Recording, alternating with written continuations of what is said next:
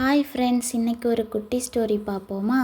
ஒரு மாலை நேரத்தில் ஒரு பேருந்து ஜன்னல் வழியாக வானத்தை பார்த்துக்கிட்டே ஒரு சின்ன பையன் பயணம் செய்து கொண்டிருந்தானாம்.